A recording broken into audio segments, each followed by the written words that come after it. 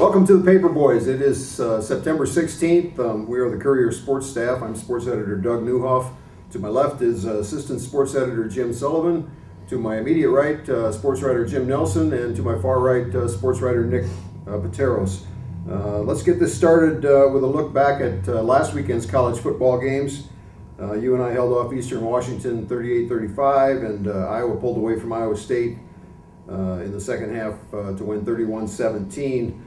First thing, I have to say how impressed I was. I was on campus at UNI last Saturday morning for the Hall of Fame inductions, and it's been a few, 3 or 4 years since I've been up there on a game day, but I was so impressed by the tailgating atmosphere and how far that's come. I mean, there was so much going on with music, food, games for the kids. It's just it's really come a long way, and it's a very impressive atmosphere. It looked like people were just having a ball out there. So they've kudos to them for what they've done to make the tailgating experience that much better at UNI. But let's move on to the game. I can't say that I'm surprised that UNI bounced back after kind of getting trounced the week before by Iowa State. It's been kind of a staple with Coach Farley and Coach Sullivan that they get their guys regrouped and make a pretty big leap from week 1 to week 2, and I think we saw that last week. In my opinion, I would say that was a good win. I don't think I would qualify it as a great win. If one pass doesn't find its target on one of those last couple of drives, maybe they don't win. They showed no indication that they were ever going to get Eastern Washington completely stopped. So a lot of things had to fall into place, and they did, and so it's a good win. It's one they desperately needed, especially given the first 5 games on their schedule. So Nelly, what was your take on Saturday's game? I think echoing Coach, it was a night and day. There was a lot of improvement across the board, and still more to be made. But the offense, after a slow start, the second quarter was. I think that's how you want to see Joe Davis's offense run 3 touchdown drives, and Aaron Bailey was moving them up and down the field. He was passing well that quarter, and so he had out of the 3 quarters he played, the second quarter was definitely by far his best, and the other 2 quarters had mixed results. But I think there was enough promise there, and defensively, that's what Eastern Washington does. They pass and they put up big passing yards on everybody. So a lot of people, they gave up 526 passing yards, but Eastern Washington does that to just about everybody. You gotta look at it. They made them. UNI made them pretty one-dimensional with they allowed only 26 rushing yards on 25 carries. So I know Eastern Washington the week before had rushed for like 150 against Oregon. So UNI did a great job there. A lot of improvement. Now they're moving forward, and there's still more improvement. Because and you talk about it. Sawyer Colmorgan came on in the fourth quarter, and boy, what a job he did to win, basically lead them to victory.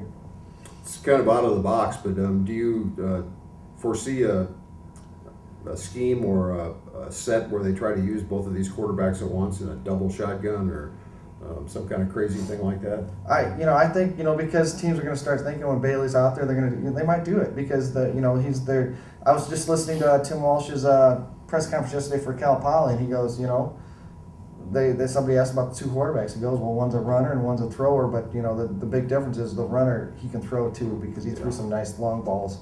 He goes, and that was the Cal Poly coach's synopsis of it right there. But that's it. But I could see it where they get back there and they're both in a double shotgun right there, or in that read option, and they strike snap to either one, and so you don't know who's getting it. Might be an interesting twist. I haven't worked through the numbers and the hat on the hat part of it to see if you could actually do that and keep enough people on the field in other positions. But might be an interesting twist that we'll see sometime before this season is over. Let's move on to Iowa's win over Iowa State. Apparently the Hawkeyes figured some things out in the second half there, and they pretty much dominated after halftime. Sully, you were there. You saw it in person. What's your takeaway from that game?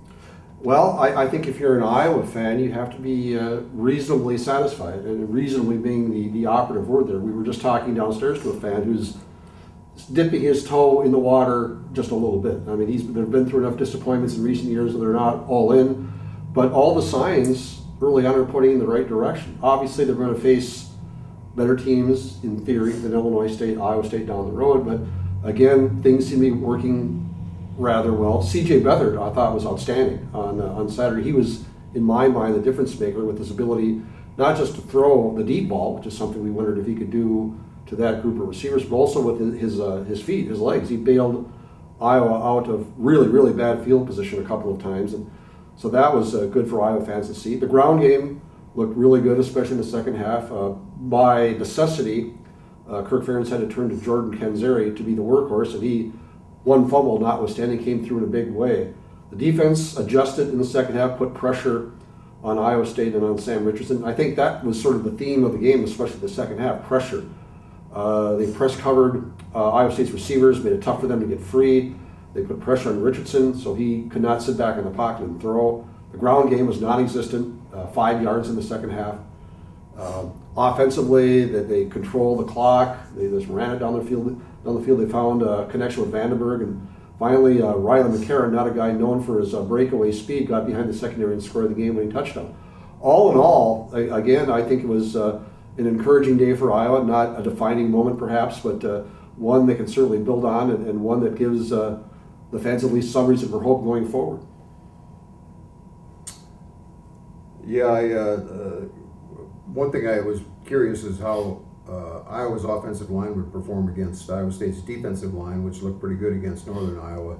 And after it was kind of a sputtering start, I guess I would say, but they stood up to the task pretty well in the second half, and looks like Ike Betker is settling in pretty well at one of those tackle spots. So things are looking up for the Hawkeyes, and they've got Pittsburgh this week, which I think will be a tough test, but we'll talk a little bit about that later. Let's move on to your corner of the world, Nick. What's going on in high school football, volleyball? Bring us up to date a little bit there. Well, with high school football, I saw an interesting game last Friday with West Delaware and Waverly Shell Rock, two top 10 teams in Class 3A, and it was one of those games where it's probably closer than the score indicated. West Delaware scored on a couple big plays in like third and long type situations that were able to break things open, but Waverly Shell Rock's still a very good team, and it'll be an interesting matchup this weekend where Independence goes to Waverly Shell Rock. Independence, a program that's really turned things around. They're 3-0 for the first time since 1997, and you have to think a game over at Waverly Shell Rock, will be a pretty big game as far as if you look at that district, as far as home field advantage in the postseason if both teams kind of continue the path they're on. Some other high school football teams that have looked real strong. Dyke New Hartford really stands out with the non-district schedule they've played. They beat Gladbrook Rhinebeck, who was a top-ranked team in Class A, beat Denver, who was coming off a big win, beat their rivals, Applington Parkersburg. So that's definitely a school I think we can look out for. They're in Class 1A. They're up to the number 2 rankings. And then in Class 4A, Cedar Falls, I think we'll have a big test at Urbandale here this weekend. They're at Urbandale. I think it'll be the first time they've played them since maybe a semifinal game in the 80s, and they have a physical offensive line. They've played a couple teams out in the old CIML really close early on in the season, so that'll be an interesting game in football. And then in volleyball, the interesting conference is that NICL East now.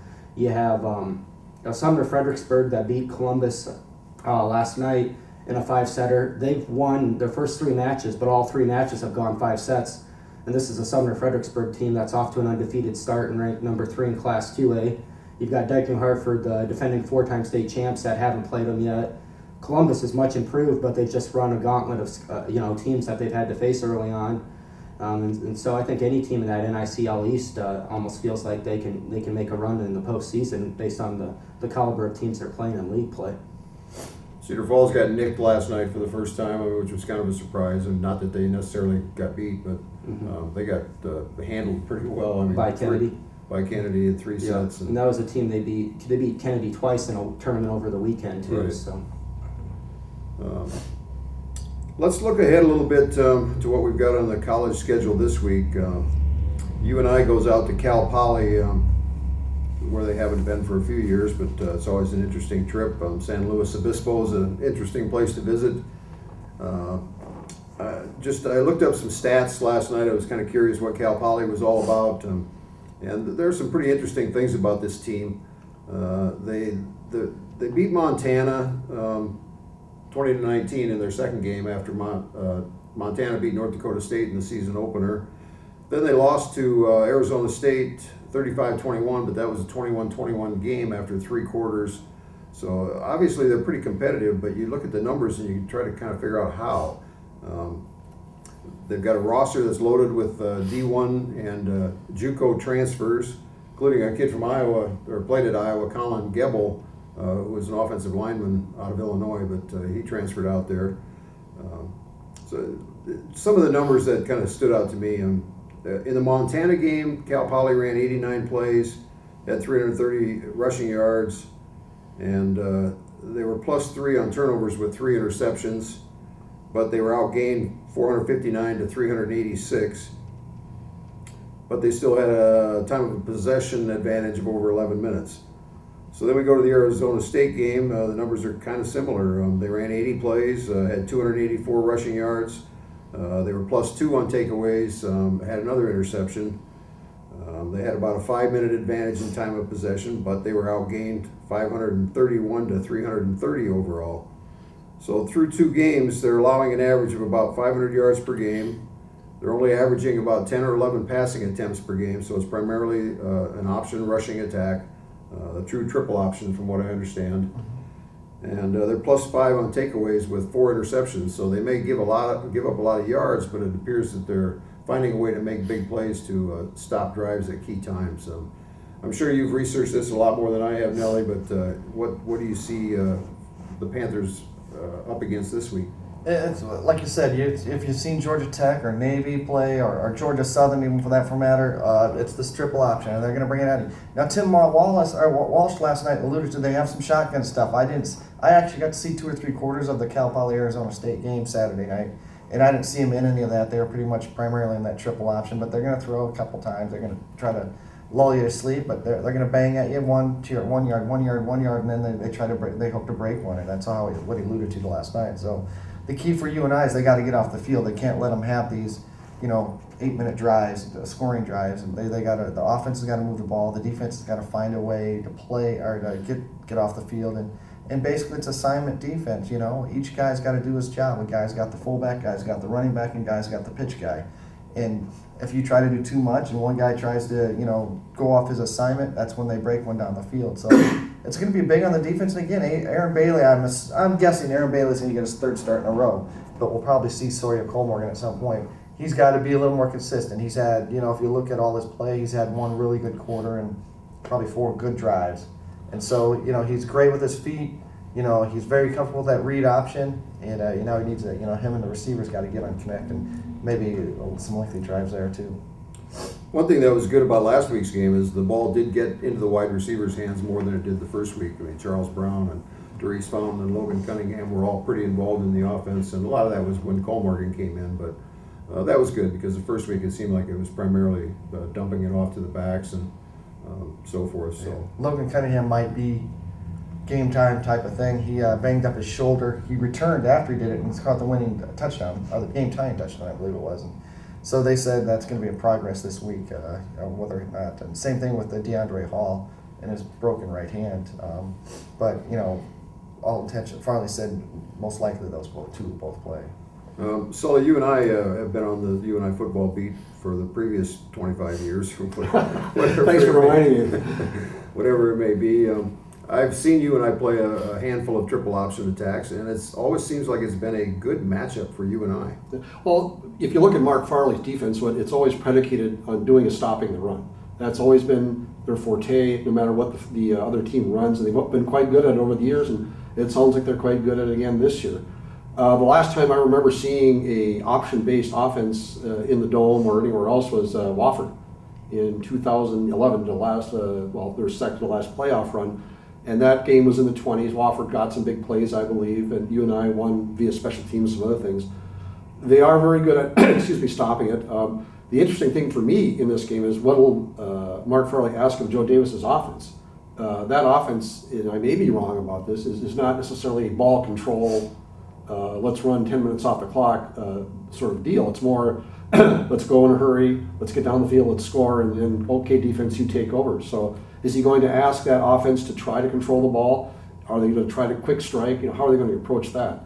But I think the defense, all indications are it can at least slow down that attack, force them perhaps to throw the ball a little more than they want to.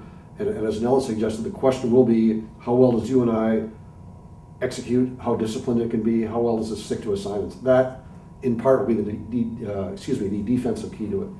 Just looking at the numbers, I mean, it appears that teams have been able to sustain drives on them, I mean, based on the total offense that they put up. So, maybe, and with UNI's attack, there's enough versatility in it that they don't have to run up to the line of scrimmage and snap the ball. I mean, they can get to the line of scrimmage and then take a step back, get a play in from the sideline, so they can actually use most of the 25-second clock still without huddling.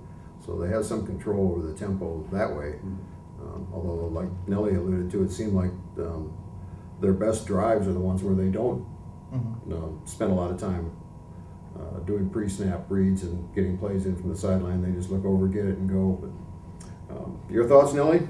Yeah, it's going to be a fun game. I really like it. I think that was a first big long road game. I still like UNI in this one. I think people do, and I think it'll be somewhere around 28-21. I think UNI's offense has found some stuff last week. I think they're explosive enough. They got two quarterbacks that can throw different looks at you with different kinds of plays. You're going to get that read option stuff there. And Bailey, boy, is he good at it. There were several times I didn't realize he had the ball, and then when he did give it off, Cal Poly thought he had the ball and they were trying to tackle him, or Eastern Washington was trying to tackle him. So he's very good at that. I think he's going to, and then you bring in Cole Morgan, he can check it all over. So I think they're going to be able to score. It might even be more scoring than that, but I think that, like you said, the defense usually finds a way. They might give up a couple big plays, but I think for the most part they're going to slow that attack down. They've got enough speed too, I think, on defense. Even on the defensive line, probably more speed than they've had, but they don't have the big guys in the middle. They've got more leaner, faster, athletic type guys. And good speed at linebacker and good speed at the safeties. I think they'll be able to run some stuff down from behind too, and maybe limit some of the big gains that way. So, this should be a good game. It's always an interesting trip, tough trip, long way to go, and late kickoff. And unfortunately, we won't be able to get a lot of the story into our print editions, but we will definitely have it online as soon as the game is over, and we'll follow it up in Monday's paper. Nick, what do we have coming up this week in high school football? Some games of note, places that people should keep an eye on for some good action. Well, I mentioned the Waverly Independence game. I think that'll be a very good competitive game, and then the Cedar Falls game at Urbandale will be an interesting game as well. East has a tough assignment facing a Fort Dodge offense that looked awfully explosive there against Waterloo West, and then who does West have here this week? They've got Mason City. Mason City coming up, and that should be a game I think West will look to win and get back on track there. I think they've shown some signs. I know Jimmy saw that game with West last Friday. It's probably one of those two that was a little closer than maybe the score indicated. It was closer. I mean, West moved the ball up and down the field at Fort Dodge and proverbially shoot themselves in the foot with something weird happening. Or Mason City doesn't have a great record, but they've played some pretty good teams really close. I mean, they lost by a touchdown, I think, to Waverly Shell Rock, and they gave Cedar Falls a pretty good battle. So. Yep. They're not a pushover by any means. And I'll be covering Don Bosco, and that's kind of an interesting situation with the 8-player football this year. I think they've had some schools that have dropped programs or consolidated and such, and Don Bosco's only played one game. So you have teams in the 8-player division that have played 4 games. Don Bosco will be playing Meskwaki with a 1-0 record, so it'll be kind of interesting to see how they look after kind of an untraditional layoff there.